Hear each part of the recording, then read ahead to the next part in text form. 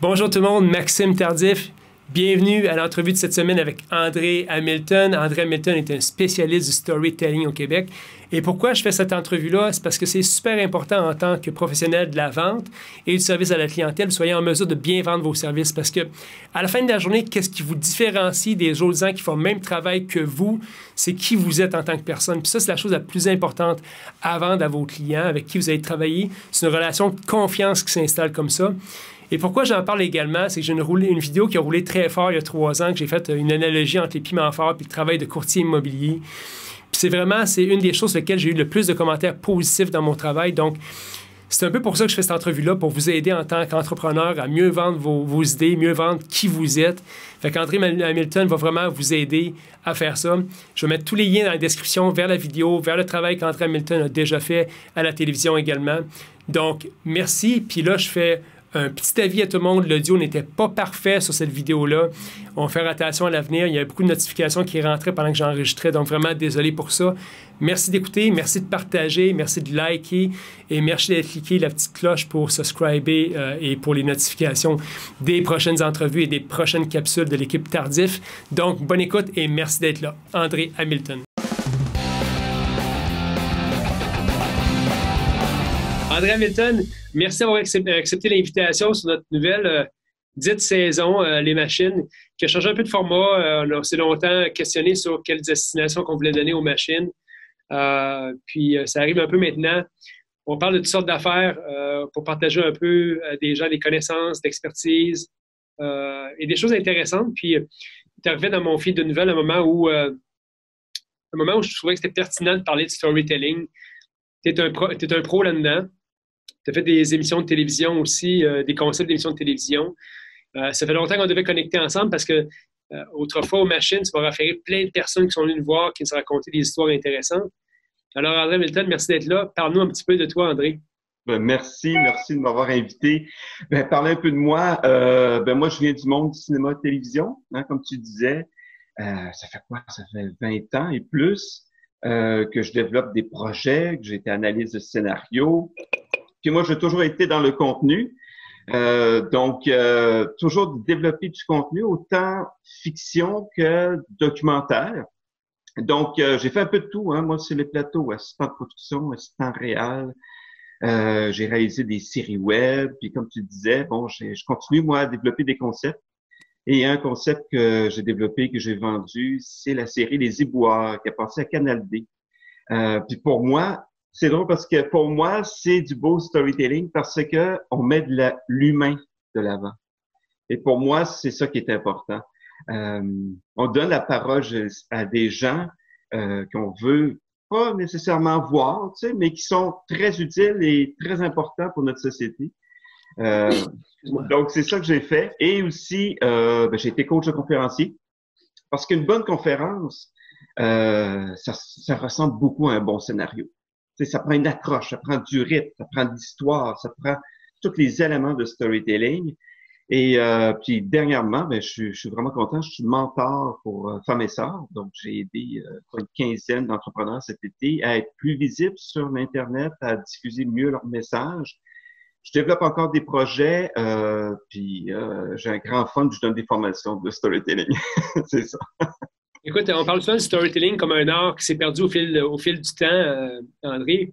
Comment tu t'es intéressé à ça? Parle-moi un petit peu du préambule, puis après, on va en parler comment ça s'applique dans le quotidien d'une personne, autant dans ses rencontres qu'il va faire avec des gens ou encore dans le cadre d'un... Parce que moi, je le dis souvent, je suis en immobilier, mais je ne vends pas des maisons. Absolument. Je crée des relations. C'est ce que je fais dans la vie, puis je présente des personnes, je les mets en contact, puis on arrive ultimement à vendre une propriété, mais ultimement, c'est pas ça que je fais. Je suis là pour mettre les gens en relation puis coordonner des choses. Puis il y a beaucoup de storytelling dans ce que je fais quand je rencontre des clients également pour expliquer qu'est-ce que je fais, mais qu'est-ce qui se passe réellement quand je fais ce que je fais. Okay. Fait que c'est un peu ça. Fait que c'est un long détour pour te demander, André, justement, comment tu as retrouvé ça lors du storytelling? Comment tu as ramené ça de l'avant? OK. Juste te dire, moi, la première fois que j'ai donné une formation de storytelling, je pense que ça fait 7-8 ans, quand j'étais à l'École des entrepreneurs du Québec, j'étais étudiant. Puis le storytelling, c'est vrai, on l'a perdu un peu. Tu sais, c'est l'art de raconter une histoire. Mais c'est encore plus loin que ça, on va encore plus loin que ça, c'est l'art de bien raconter une bonne histoire. Donc, il y a une différence vraiment là-dedans. Et tu as raison, le storytelling, dans le fond, c'est de créer des liens humains. Parce qu'on adore ça, se faire raconter une histoire. Puis, l'histoire, ce qui est génial avec une histoire, c'est quand quelqu'un te raconte une bonne histoire ou quand tu regardes un bon film, une bonne série télé, un bon roman, une bonne histoire, ça fait en sorte que les deux hémisphères du cerveau, là, ils s'unissent. C'est ça qui est génial, tu sais. Tu te poses pas de questions, tu oublies tes problèmes, tu embarques, puis c'est le plaisir que tu peux ressentir en écoutant une bonne histoire. Puis tu as vraiment raison, on vend pas de produit, on vend pas un service, on vend l'expérience, on vend les émotions. Parce que toi, comme agent d'immeuble, tu vas vendre l'expérience de vie qu'ils vont avoir quand ils vont avoir acheté cette maison. Et tout ce qui va avec, hein, le quartier, les gens, je pense que c'est ça, là. Puis le storytelling, c'est encore plus important aujourd'hui parce que avec ce qu'on vit un peu, là, la situation qu'on vit présentement, tu sais, ça a vraiment déstabilisé nos relations humaines, hein. Et le storytelling, ça ajoute un visage humain à nos produits et à nos services. Et moi, j'ai aidé des gens, moi, à monter leur entrevue pour une job, là. C'est parce que souvent, tu vas à une entrevue, quelqu'un va la personne qui fait l'entrevue, elle va te demander, raconte-moi ton parcours. Puis souvent, on le raconte pas, notre parcours. On va faire, moi, j'ai fait un diplôme, j'ai fait ci, c'est très plat, hein? Il n'y a pas d'émotion. Alors que si on raconte, ben moi, dès l'âge de 12 ans, j'étais un passionné de cinéma. Tu sais, là, on raconte une histoire, ben la personne, c'est des émotions qu'on passe beaucoup avant tout. C'est ça, le storytelling. Vraiment, là, c'est ça, sa force. Euh, Quelqu'un qui est entrepreneur, quelqu'un qui est dans la vente, dans le service, Oui. pour raconter son histoire, c'est quoi les questions qu'il doit se poser pour... Parce que cette histoire-là faut que tu la connaisses bien. Parce qu'on se connaît, puis à un moment donné, tu te dis, ben, écoutons, j'ai-tu fait autant de choses que ça dans la vie? C'est quoi la question qu'il doit se poser pour bien préparer son histoire qu'il va raconter aux C'est gens? vraiment fun. J'aime ta question. Mais tu sais que la première chose qu'on doit se demander, ben, à qui qu'on va s'adresser, hein? Est-ce que c'est un client? Est-ce que c'est lors d'une entrevue? Si c'est une conférence, c'est qui j'ai devant moi? Puis la première question qu'on doit se poser, là, es-tu intéressante, mon histoire? Es-tu divertissante? J'ajoute-tu une valeur, moi? Si la personne m'écoute pendant une demi-heure ou ça regarde une vidéo, ou elle va lire mon contenu, est-ce que la personne à la fin, elle va dire, ah ben là, c'était plate, cette histoire-là? Tu sais, j'ai rien appris, ça m'a pas diverti, parce que l'importance de l'histoire, là, es-tu importante ton histoire ou c'est anodin? Tu sais, comme si je te raconte qu'un matin, je me suis levé, ma cafetière fonctionnait pas, c'est pas très intéressant, tu sais. Mais si je dis que ma cafetière fonctionnait pas, puis là, je suis allé au Tim Hortons, puis là, j'ai rencontré quelqu'un, puis imagine-toi, là, c'est intéressant. Ce qui est intéressant d'une histoire, c'est le What's up next. Ah là, tu dis, qu'est-ce qui est arrivé après? Qu'est-ce qui est arrivé après? Puis ça, on embarque dans l'histoire. Puis si en plus, il y a un message, moi, quand je travaille avec mes conférenciers, entre autres, avec mes entrepreneurs, quand ils veulent publier un contenu, je dis, c'est quoi le message? Ton seul message que tu veux véhiculer. À la fin, là, ton auditeur ou ton lecteur, qu'est-ce qu'il doit retenir?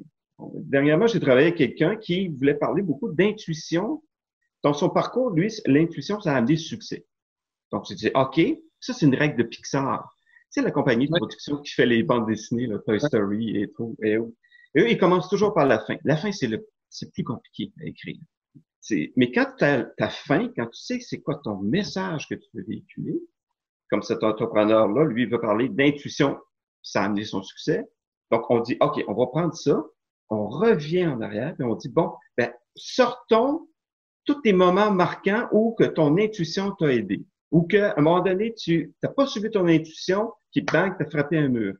On voit comme ça. Puis là, c'est intéressant parce que les gens, à la fin, ils disent, l'intuition, lui, ça l'a aidé, ça m'inspire, peut-être que je devrais plus écouter mon intuition, etc. C'est ça, une bonne histoire. Et ça prend un petit peu de structure pour une bonne histoire. Tu sais, là, c'est très facile, hein? C'est les 3 actes, là. On s'en sort pas. début, milieu, fin. On tient ce petit squelette-là, là. C'est comme, si je peux te faire une petite histoire vite, là. Tu sais, par exemple, tu vends une maison. Tu sais, on va commencer à dire, bon, cette maison a été construite en 1987. Bon, il y a une mise en contexte. Puis ça, c'est important d'être mis en contexte parce que sinon, on n'est pas capable de placer, bon, quand est-ce que ça s'est passé, c'est qui est le personnage principal, etc. Donc, tu sais, c'est vraiment de structurer ça un petit peu en 3 actes, là. Très, très facile, là. Dis-moi, est-ce que quand tu regardes le marché de l'immobilier, peut-être tu connais l'immobilier ou pas du tout? Un petit peu. Quand tu regardes ça, est-ce que tu trouves qu'il y aurait des façons d'apporter plus de storytelling? Est-ce que la personne, que ce soit dans la vente, là, dans la vente immobilière, tu peux être dans la vente de véhicules, dans la vente d'assurance, y a-t-il une manière de l'amener plus à l'avant-plan, le storytelling, pour que ça devienne vraiment efficace pour les Ouais. gens? Ben, je pense que oui. Puis en premier, je voudrais te dire que le storytelling, faut toujours que ça soit vrai et authentique, selon moi. Si on vend quelque chose qui est funny, ça va sonner faux. Mais je pense qu'on peut ajouter aussi, tu sais, le storytelling, il y a raconté des histoires, puis il y a des éléments de storytelling aussi. Ajouter des émotions, si on rajoute quelque chose autour, puis les émotions, ça c'est hyper important. Je veux juste te raconter, moi, je suis en exercice de m'acheter une nouvelle voiture. Donc, je suis allé chez un concessionnaire auto, et il y a 2 catégories d'émotions. Les émotions positives, c'est comme l'empathie, l'entraide, la joie, la curiosité, puis les émotions toutes négatives. Le manque, la peur, l'échec, c'est vraiment deux facettes. Et je suis allé chez ce concessionnaire-là, et tout ce qu'il m'a parlé, c'est que dépêchez-vous, il va manquer de véhicules, il n'y aura pas votre couleur, la vente finie. Ça, là, c'est toutes des émotions négatives. Je suis sorti de là, j'avais hâte de sortir, et ça a été une expérience négative. Donc ça, c'est... Ça, c'était vraiment travailler sur la crainte des gens. C'est beaucoup un élément qu'on voit fréquemment dans certains domaines. Vous payez trop Oui. cher de frais, vous ne le savez pas. Je me suis appelé hier avec ça. Vous payez beaucoup trop cher de frais, vous ne le savez pas. Mais je vais t'arrêter, mais si tu dis, vous payez trop cher de frais, mais si tu amènes la solution, là, tu es gagnant. Parce que tu laisses pas la personne dans le négatif. Oui, tout à fait. Ça, c'est du storytelling. Parce que si la personne a des émotions négatives, tu sais par exemple, c'est un client puis qui dit déjà non, ça m'intéresse pas, tout son corps est déjà braqué. Hein? Oui. Tout chimiquement, là, non, c'est fini, la porte du coffre-fort est fermée à double tour, tu peux rien faire. Mais si tu amènes une solution, et ça, je pense, c'est ça notre rôle de plus en plus comme vendeur ou entrepreneur. Je pense qu'on est beaucoup plus pour collaborer avec le client puis amener une solution. Ouais. C'est drôle, j'avais une discussion ce matin avec un client qui Oui. était... C'était assez drôle parce qu'il m'appelle, c'est une personne qui vend par lui-même. C'est une option que les gens ont. Puis il me disait, tu sais, Maxime, il dit, je suis assez éduqué, je peux le faire par moi-même. Puis j'ai dit, t'as raison. T'as raison, tout le monde peut vendre sa maison soi-même. On m'engage pas pour vendre ta maison. C'est pour coordonner des transactions immobilières. Puis voici ce qui va se passer quand je vais m'occuper de toi. Puis là, c'est l'histoire que je raconte de qu'est-ce qui va se passer. Puis là, je vois tout de suite la personne commence à comprendre, OK, tu me dis pas là, que je suis pas bon puis je peux le faire. Je dis non, tu es capable de le faire. Juste pas, peut-être pas avec les mêmes résultats, parce que voici les résultats que je vais t'offrir. Voici comment ça va se passer. Oui. Ça change complètement la dynamique de quelqu'un, parce qu'ils se le font dire souvent, tu ne vendras pas tout seul. Ben, c'est pas vrai. Il va finir par vendre tout seul. Peut-être pas avec les mêmes résultats. Puis ça fait partie un peu de, justement, raconter l'histoire. Comment ça va se passer? Combien de tes clients sont trouvés dans la même situation que lui, puis ont eu du succès grâce au travail d'équipe qu'on a fait ensemble? Mais pour moi, le storytelling, c'est un des éléments principaux dans ce que je fais dans mon travail, c'est ça. Mais comme le monde dit, il y a une expression qui dit « je ne veux pas me faire raconter des histoires ». Ah, parce qu'ils sont fausses. Il faut que l'histoire soit vraie jusqu'à la fin, puis qu'elle tienne la route jusqu'à la fin. Parce que si tu fais des promesses à quelqu'un qui ne tienne pas la route jusqu'à la fin, shit, man, c'est ça. Oui. Puis j'aime ça parce que toi, c'est que tu amènes comme une vision. Tu sais, on pense tous en images. Hein.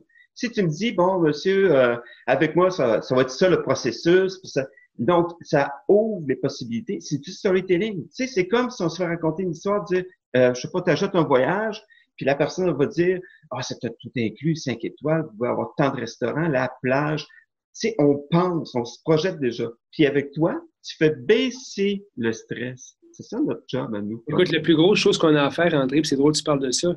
Présentement, 2020, septembre, l'anxiété du monde est là. À tous les niveaux. Je vais-tu être malade? Il va-tu y avoir un deuxième confinement? Mes enfants vont-tu le pogner? Je vais-tu avoir ma job?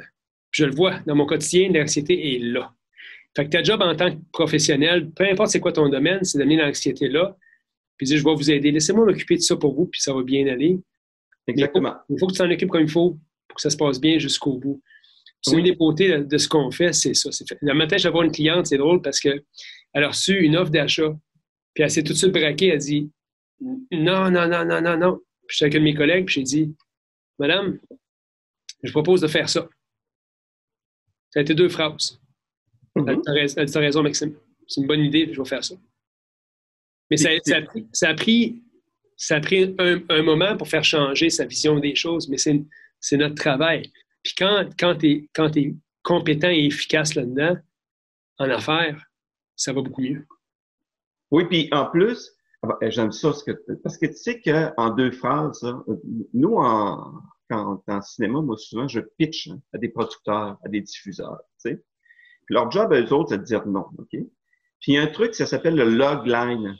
Tu sais, si t'es pas capable d'avoir ton message en quelques lignes, tu sais, comme tantôt tu disais, là, avec moi, vous, ça va de ça. Une ligne. Ça, c'est du storytelling. Tu sais, c'est une promesse, ça fait baisser la pression, là. Qu'est-ce que tu fais, là? C'est génial, ça. Puis le storytelling, puis t'as vraiment raison, parce que là, aujourd'hui, tu sais, comme je disais, les relations humaines, puis toutes nos inquiétudes, je vais-tu encore avoir de la bouffe? Je vais-tu encore avoir un job? Je vais-tu... Puis à chaque jour, on a plein de nouvelles qui sont plates. Puis c'est pour ça que moi, j'encourage beaucoup mes entrepreneurs, surtout les PME, à être beaucoup plus visibles sur le net, à parler directement avec leurs clients, puis à te proposer des solutions. C'est exactement ça. Tu offres une solution. Donc, tu deviens comme un peu un guide ton client. On est des conseillers. Puis c'est drôle, Oui. hein? Même, je parlais avec une autre personne hier soir, puis je disais, regarde, j'apprécie que tu m'aies appelé pour cette situation-là qui était assez. Il était particulière. Il y a une très belle propriété, difficulté à la vendre. Il faisait affaire avec un autre courtier. Il a besoin d'avoir mon opinion parce qu'il a entendu parler de moi. Je dis, garde, à la fin de la journée, peu importe ce que tu décides de faire, qu'on travaille ensemble ou pas, c'est pas ça le but de la discussion. Si je veux donner ma meilleure opinion possible, le portrait global de ce que j'en pense, le reste, faisant ce que tu veux. Mais notre job, c'est justement ça. Quand tu n'es pas attaché à la finalité de ce qui se passe, puis tu rassures les gens dans la manière que tu vas amener dans le processus, que tu vas raconter les choses, il me semble que c'est facile. Oui, mais c'est fluide. Puis le storytelling, c'est très fluide en passant. Hein. Tu sais, tu t'embarques dans une histoire, tout ça. Puis moi, j'aime ça parce que moi, une des questions que je pose souvent à mes entrepreneurs avec lesquels je travaille, c'est comment je peux encore rendre service à mes clients. Ou comment je peux rendre service à une nouvelle clientèle, tu sais, avec ma formation, mon expertise, parce qu'on est au service. Et le storytelling va mettre ça en lumière, tu sais. Ouais. Tu vas raconter ton parcours sur ton site web, tu sais. Tu vas raconter la façon, toi, comment tu peux solutionner son problème. C'est ça, le storytelling. C'est l'humain avant tout. Puis, c'est certain que on parle d'émotion, ça te prend un petit peu à la fin de crédibilité, tantôt tu parlais. Tu sais, quand on dit que les babines suivent les bottines, là, tu sais, tu vas faire un bon travail, tu sais, et ça, souvent, il reste juste, et puis en storytelling, tu sais, bon, Aristote, là, c'est le vieux Aristote, là, lui, il disait que pour qu'un contenu soit, te persuade, vraiment un contenu qui soit intéressant, ça prend 65% d'émotion, puis 35% de crédibilité et de fait. Mais l'un ne va pas sans l'autre. C'est pour ça que souvent, moi j'ai une super cliente, là, puis j'ai regardé son site web, il était très, très bien fait, et j'ai dit, comment ça, les commentaires qui sont sur Google Business ou ailleurs, les commentaires positifs se retrouvent pas sur ton site web. Ça, c'est ta crédibilité. Tu sais, quand ton client raconte son histoire, le succès qu'il y a eu avec ton produit, hey, ça vaut de l'or, ça. C'est de On l'or est, en barre. les Américains disent que c'est du review economy. Ah ben oui. Puis honnêtement, moi, je vais être très transparent avec toi, puis ça me dérange pas de partager ça aux gens. Ma business fait beaucoup là-dessus. Si on voit les reviews sur Google, les gens ce qu'ils ont à dire sur notre équipe, c'est impressionnant, mais c'est impressionnant d'une façon où tu as un devoir de maintenir ce standard-là. Tu n'as pas le choix. Oui. Il faut que le 5 étoiles reste 5 étoiles. Fait que ça Oui. tu as un engagement assez fort dans ce temps-là quand le monde commence à partager l'expérience. Ah bah oui, puis là, c'est le marketing, hein, du bouche à oreille. Il n'y a rien de plus fort que ça. C'est ta réputation. Et ben moi, j'aime ça parce que ça pousse à encore aller plus loin. Tu sais, ça pousse à être encore meilleur. Moi, j'adore ça. Mais ça, c'est de l'or en barre. Puis souvent, ton client, il va raconter une petite histoire. Tu sais, lui-même va raconter une petite histoire. Puis c'est ça qui est génial. Moi, j'ai vu un documentaire dernièrement, c'était une microbrasserie. Il disait que depuis qu'il mettait des commentaires positifs des clients, depuis qu'il racontait son parcours, depuis qu'il racontait d'où venait le houblon, quel agriculteur, tout ça, il disait que les followers étaient changés en fans, en ambassadeurs. Ouais. C'est ça là, c'est le top, là. Tu sais, ils sont prêts à te suivre, puis là, ils vont parler de toi. Tu sais, ça va se démultiplier, là. Ça, c'est génial. Mais tu l'as bien dit, puis je me souviens pas où je l'ai entendu une autre fois, mais ce que tu veux en affaires, c'est des fans. Ah oui. Si tu veux, pas des clients, c'est des fans. C'est du monde qui dit, écoute, Maxime, moi, regarde, peu importe quand je vais faire une transaction en immobilier, ça va être avec toi. Oui. C'est ce qu'on recherche beaucoup. Oui. Quand on parle de storytelling, André, qui tu trouves est le meilleur storyteller que tu connais? Oh boy. Oh, wow. C'est vrai. C'est parce que c'est drôle, hein. Si j'y vais parce que moi, ce qui est particulier de moi, je prends vraiment les mêmes règles, hein, de storytelling en cinéma, en télévision, qui sont vraiment adaptées à l'entreprise, tu sais, vraiment à la vente et tout ça. Moi, j'utilise beaucoup, hein, Walt Disney, Steven Spielberg, tu sais, c'est vraiment, mais il y a des gens comme Steve Jobs, hein, quand il annonçait un nouveau produit, quel orateur, Ouais. tu sais, Barack Obama, c'est des gens comme ça là, qui sont au top là, en peu de temps, tu sais, avec quelques mots, parce que c'est important. Moi, souvent, je parle avec mes clients. Les mots ont un poids émotif, ont un poids d'image. Hein? Tu vas choisir un tel mot, puis ça n'a pas d'impact. Mais ces gens-là, moi, ça m'inspire beaucoup. Là. Je suis toujours là-dedans. C'est des gens. Bill Gates. Bill Gates a fait un TED Talk à un moment donné, c'est pour parler d'un virus. Je pense que c'est le paludisme en Afrique. En Afrique, oui, très impliqué là-dedans. Oui. Puis tu sais, comme image, il y avait un gros bocal, lui, à côté de lui. Puis là, il racontait avant, c'était les moustiques qui amènent, puis tout ce qu'il y a ce qui peut arriver, tout ça. Puis il y avait un bocal avec des mouches, puis il a décidé d'ouvrir le bocal, puis il a dit, garde, je vais partager ça avec vous. Quel impact, toi, émotif. Les mouches se promenaient, puis les gens étaient, ah, que c'est ça? Tu sais, ça, c'est des gens qui, en quelques mots, et c'est des gens qui peaufinent là, énormément leurs conférences, leur contenu, là. C'est ça, là. Bon storytelling. Si tu aurais 3 conseils à donner aux gens qui doivent faire du storytelling, 3 techniques là, au niveau que ce soit dans les pauses, dans l'élocution, que ce soit... Donne-moi 3 techniques qui sont très utiles pour les gens, pas pour mieux raconter l'histoire, mais pour mieux se véhiculer en tant que personne. Ah, ben c'est bien. Donc, plus au niveau de la performance? Oui. Ah, OK. Regarde, c'est fun, ça, parce que moi, j'ai toujours dit à mes personnes, à mes conférenciers, le show commence dès que tu rentres dans la salle.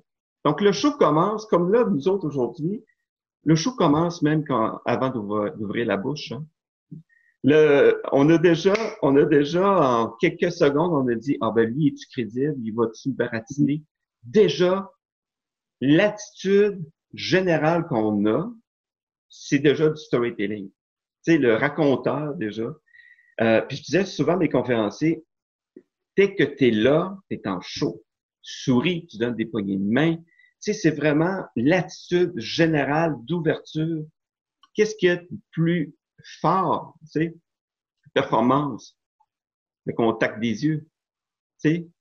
Tu sais, des yeux fluents, ça, on dit qu'il cache quelque chose. Un beau sourire. Tu sais, c'est des choses, ça, qui sont, parce que le langage non verbal, hein, je pense qu'il y a à peu près 60 ou 70% de tout ce qui passe, c'est le corps qui parle avant toi. Une ouverture, regarde, par exemple, tu sais, on est ouvert, on est face l'un à l'autre. Tu sais, tu te penches, tu sais, tu te mets un peu de côté, tu es moins ouvert. Il y a toutes sortes de trucs comme ça quand je travaille avec mes conférenciers en performance sur scène. Euh, Puis, ce qui est vraiment génial, tu sais, souvent, on a tendance à parler rapidement. Moi, je parle rapidement. Il faut toujours que je me retienne un peu. On est des passionnés, hein? On est des passionnés. Je sais pas parce que quand on est passionné, c'est parce qu'on veut tellement dire de choses, qu'on veut tellement... les pauses. Tu sais, en cinéma, là, des fois, il y a des pauses. Hein. Tu sais, qu'il y a juste un fond musical, c'est juste un regard. Ça, là, quand une pause bien placée, un silence, hein, ça veut dire autant que deux, trois phrases. Moi, je pense que ça veut dire plus. Ça veut dire plus. Ça veut dire plus des fois. Moi, c'est quelque chose que je ne faisais pas avant des pauses. Puis depuis que je fais des pauses dans ma vie ou dans mes conversations, ça change toute la dynamique. Ah oui. Parce que quelqu'un doit... Le monde n'aime pas les silences. Non. Fait que quelqu'un va se commettre. Va dire quelque chose. Puis souvent, ça ne sera pas toi parce que la pause peut durer longtemps. Puis j'ai appris à faire des pauses très longtemps, puis ça change. Les gens vont avoir tendance à vouloir parler, vouloir expliquer c'est quoi leur enjeu, c'est quoi leur objection, c'est quoi leur préoccupation. Puis une pause bien placée aussi, ça fait en sorte que, OK, là, c'est important. Faites une pause, là. C'est important. Comme tu dis aussi, ça donne l'espace à la personne, le temps de réagir. Oui. Et moi, j'ai été coach au TED Talk à Laval. Et je disais qu'une pause aussi, il faut pas oublier, la personne qui est devant toi, tu sais, elle a du stress, comme tu disais. Elle pense à plein de trucs. Tu sais, souvent, c'est plein dans sa tête. Ouais. Puis, peut-être elle, bon, je sais pas, ça fait 5 minutes que tu parles avec la personne, ben elle est en train encore de digérer ce que tu as dit, là, 2 minutes. Mais c'est vrai! Oui. Tu sais? Donc, faut laisser le temps à ce que le message, tu sais, s'imprègne dans l'esprit, puis que la personne ait le temps de dire, ah, tu sais, de faire sa conclusion, de dire, ah oui, puis qu'elle attache ça aussi avec son quotidien, avec son histoire à elle. Il faut, quand tu fais du storytelling, il faut que tu sois assez bon pour percevoir ce qui se passe aussi. Absolument. Je vais te raconter une histoire, puis ça m'a vraiment, ça m'a marqué cette affaire-là, puis ça m'a appris quelque chose. Je rencontre des clients un dimanche après-midi pour vendre leur propriété. Deux messieurs, puis ils me reçoivent, puis dès le premier moment, je vois que ça leur tente pas tellement que je fasse ce choix-là. C'est-tu le mauvais moment? Je ne sais pas pourquoi, mais je le sens. Ça, il faut que tu le sentes vite parce que tu vas voir où ça te mène. Puis je commence à expliquer un peu ce que je fais, puis en plein milieu, j'arrête de parler. Puis je les regarde, je leur dis, écoutez, je vais être honnête avec vous, ça n'a pas l'air de vraiment vous intéresser, ce que j'ai à vous dire aujourd'hui. Les deux, ils sont regardés. Ils ont dit non, OK, ben c'est parce qu'on a rencontré une autre personne avant toi. Puis je dis, OK, parfait, ce que vous me dites, donc, c'est que vous avez déjà fait un choix avant de me rencontrer ou à peu près. Puis là, le fait que je sois ici aujourd'hui, ça vous importe peu parce que votre choix est peut-être déjà fait. Parfait. Racontez-moi pourquoi votre choix est fait avec cette personne-là maintenant. Fait qu'il dit, ben, il y a ça, il y a ça, il y a ça. Parfait. Puis là, j'ai pu adresser ces choses-là. Je me retourne à mon bureau. Dans une demi-heure, je reçois un courriel des clients qui s'excusent pour leur attitude. Puis le lendemain, je reçois un courriel leur disant qu'elle allait travailler avec moi. Ah, c'est merveilleux, ça. Fait que j'ai pris la propriété à vendre que j'ai vendue, qui n'était pas facile. J'aurais vendu une propriété à l'île des Sœurs aussi. Mais si je n'avais pas fait ça, j'avais pas, tu sais, le storytelling, tu peux embarquer dedans puis pas voir ce qui se passe. Mais si tu le fais, puis on dit, oups, c'est un petit peu, l'histoire n'intéresse pas en toute la personne avec qui je suis. Qu'est-ce qui se passe? Puis là, ils vont l'adresser. Écoute, ça change la dynamique. Puis quand ils se voient qu'il était assez perspicace pour comprendre ces affaires-là, ils vont dire, OK, je pense à la bonne personne pour moi. Fait que ça m'a marqué. Ah oui, mais c'est super. Mais tu sais, regarde, tu utilises le storytelling. Storytelling, c'est vrai et authentique. Tu as été à l'écoute de tes clients. Tu sais, même s'ils n'ont pas parlé, tu sentais, tu sais, une émotion, tu sentais qu'ils n'étaient pas réceptifs. Puis au lieu de de dire, ah, il faut que je raconte mon histoire pareil, là. Ouais. C'est génial, ça. Même si tu continues à raconter l'histoire, elle ne sera pas plus intéressée. Puis ce que j'ai appris après ça, c'est que le dimanche, c'était leur moment de couple. Le dimanche, ils s'ouvraient une bouteille de champagne, dimanche après-midi, ils prenaient un bain ensemble, puis c'était ça leur dimanche. Puis moi, j'arrivais dans leur dimanche, c'était pas le bon temps pour eux autres, même si... Scrapais tout. Regarde, genre, dépêche-toi, puis après ça, on va passer à autre chose. Mais ils m'ont raconté ça après. Mais c'est ça la beauté des relations humaines, c'est que quand tu arrives à comprendre à quel niveau est cette personne-là, puis qu'est-ce qui te préoccupe, ben, tu peux pas mal plus rentrer dans ce qui est important pour eux.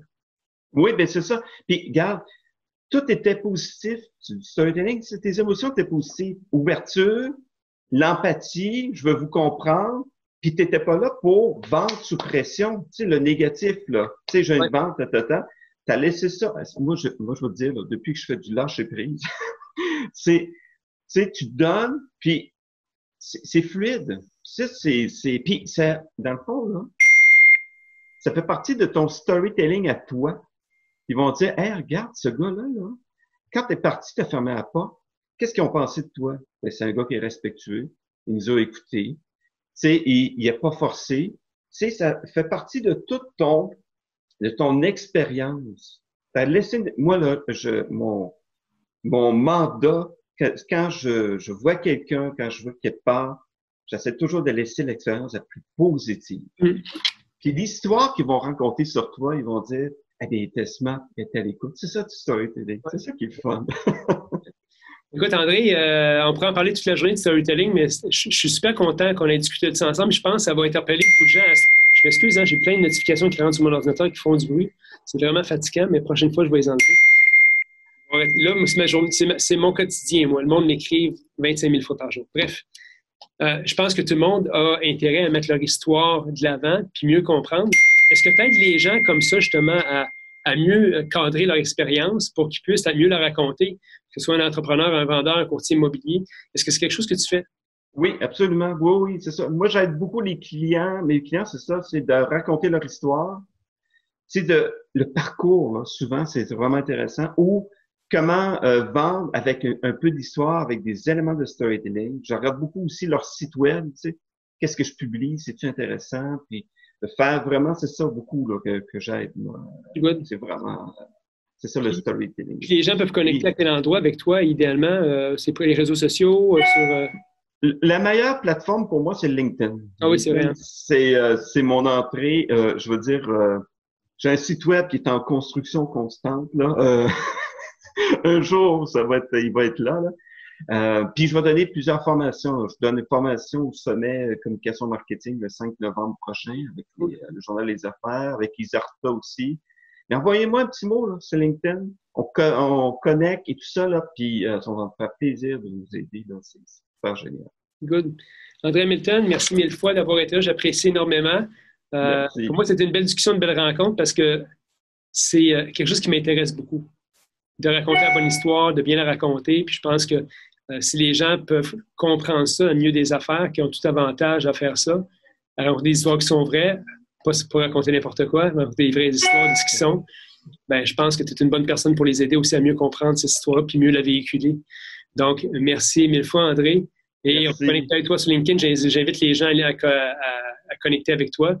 Et si vous aimez ces discussions-là, n'hésitez pas à les partager également dans vos sacs d'amis, sur les réseaux sociaux. Ben, toujours un plaisir, je pense, pour les gens d'écouter ça et de se sentir inspirés. C'est drôle, les machines, hein? On a un site Facebook qui est là, mais qui était moins filé dans les derniers temps parce qu'on était occupés à repenser à tout ça. Ben, la pandémie est arrivée, mais j'ai encore des followers qui s'ajoutent à toutes les semaines, des commentaires qu'on a encore à toutes les semaines aussi. Fait que ça reste intemporel, ces discussions-là. Fait qu'on va écouter la même discussion dans 10 ans sur le storytelling. Puis on va dire, ben, je pense que c'est à propos encore de parler de ça. Oui, c'est l'humain, hein? C'est l'humain avant tout. Merci, André. Merci. Très belle journée. Merci beaucoup. À bientôt. Bye bye.